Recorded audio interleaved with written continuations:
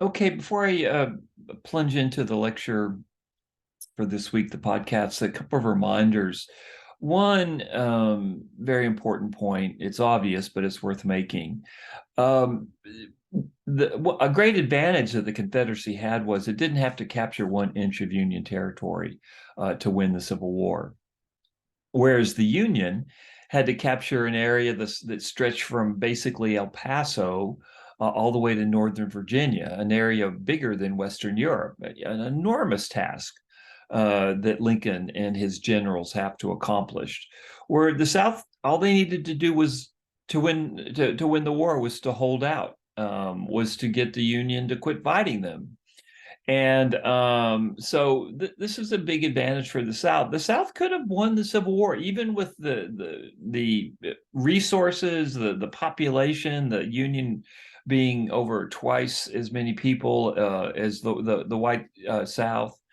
Um, Industrial resources all were in the favor of the Union.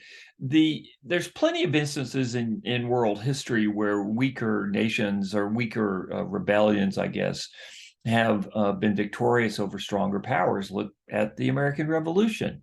Look at Vietnam. Look at Afghanistan. Maybe look at Ukraine, although we'll see how that goes.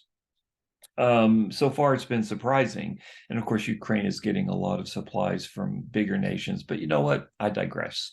Here's the big picture. The South could have won the Civil War. Even as late as 1864, the South could have won the Civil War. Okay, so it was a near thing. It wasn't a given.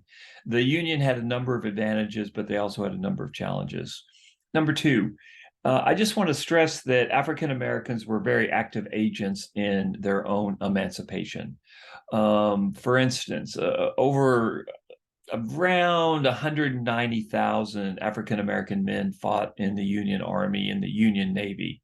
Of course, the Army was much bigger than the Navy.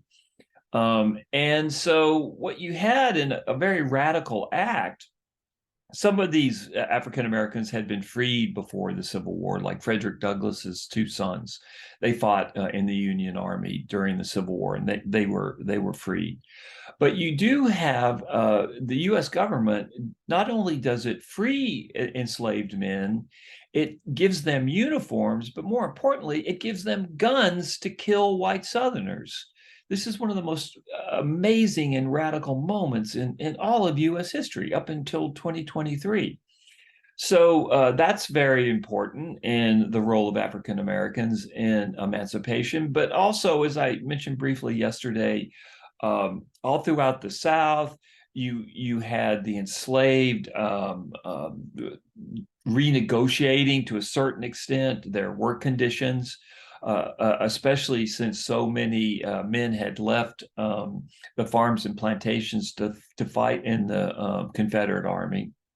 Um, Runaways, whenever the Union Army, whenever it moved into southern locations, what you had, slaves knew about that and they ran away behind Union lines. So they're very aggressive in that regard. Once again, the significance of the Union Army to emancipation. And also, the enslaved did a lot of very practical things for the Union Army. They served as spies for the Union Army.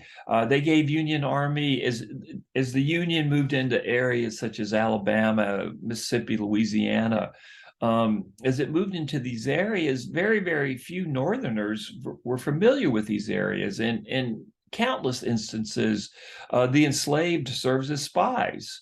Well, spies, but also they served as guides. And they would say to the Union officers, "Go this way, don't go this way." They would give information to the Union as well. So in many ways, the enslaved were very, very active in their own emancipation.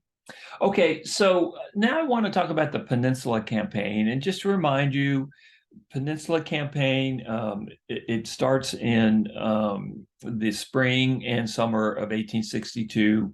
The head of the Union Army in the East now, was a guy by the name of George McClellan, and I talked a lot about McClellan yesterday. McClellan had a great strength. He was an excellent organizer, and he is the man that organized the Army of the Potomac, which was the major army in the Eastern Theater. And when I talk about the Eastern Theater, I'm talking about the area around Northern Virginia near Washington, D.C. And I'll talk about the Western Theater in another podcast that I'm going to post today. So George McClellan, after the disaster at the first Bull Run, Lincoln called up 1,000,000 men. McClellan got called to Washington, and he built the Army of the Potomac. He was loved by his men. He was loved by his men, but he was incredibly insubordinate to Lincoln. And the big problem from Lincoln's point of view is that McClellan just wouldn't use the army that he had built, and this would be chronic with McClellan. McClellan, for instance, he always overestimated the numbers that were against him constantly. He hired the Pinkerton detectives as his spies, and they would always come back and they would just tremendously inflate the number of Confederate soldiers facing McClellan's army. And McClellan was, he was easily duped. And as I said yesterday, McClellan was not the kind of general like Grant that worried about what he was going to do and focused what he was going to do to the enemy. He was the kind of general that was very, very worried about what the enemy was going to do to him. So McClellan's very slow to move. There's an 8-month gap between the first Bull Run in July of 1861 and the other major campaigns in the Eastern Theater while McClellan builds up this army. And Lincoln is just getting really frustrated with McClellan. He's not too worried about McClellan being a dictator. Lincoln said, "Look, if McClellan can win the war, I'll worry. You know what? I'll be concerned about whether or not he's going to become a dictator or not. I can deal with McClellan." But Lincoln, all Lincoln wants is someone who's going to win the war, and he'll deal with whatever fallout there was. But even Lincoln, by early 1862, about 6 months after McClellan had come in charge of the Union Army, was getting very frustrated with the general. On January 1st, 1862, or in early January 1862, Lincoln he issues General Order Number 1, in which the president says all armies need to move against the enemy. And this was really aimed at McClellan, and it didn't do much because McClellan wasn't going to move against the enemy unless he was ready to move against the enemy.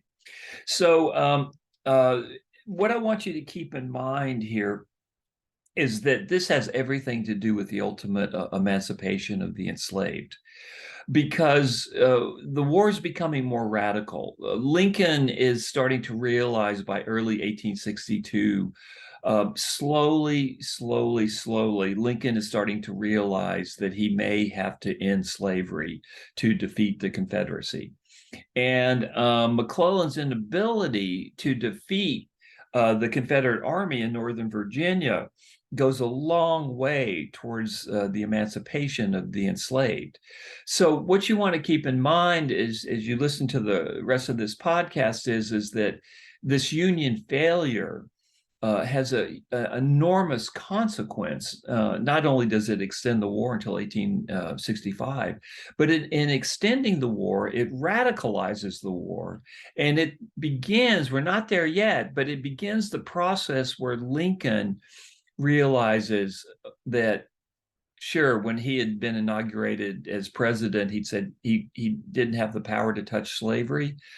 But by the time of early summer 1862, Lincoln's changed his mind.